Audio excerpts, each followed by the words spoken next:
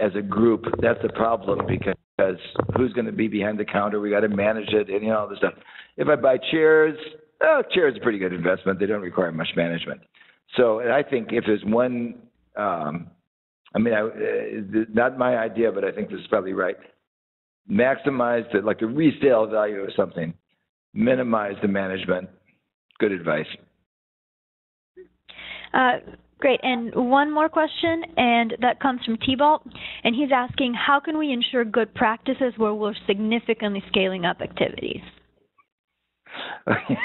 Good question. Well, I think, here's how, is by really letting the systems guide your expansion. And when you look at the best agencies, what I would think would be the best agencies, their manuals are impeccable. They can take them to any country. They say, here's the manual, follow this. They're well thought out, they're replicable, and people do follow it.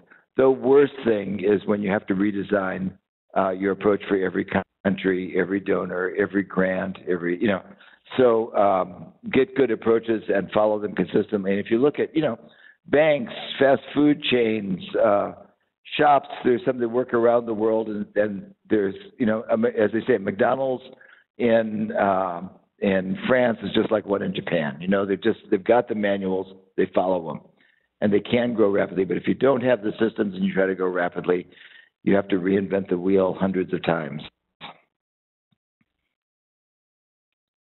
Okay, that's it for the questions. Thank you, Paul. Yeah.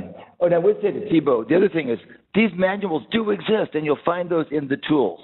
If you want to run a good program, I'm not saying it's the only one. I think there are at least 3 really excellent sets of manuals that are free downloads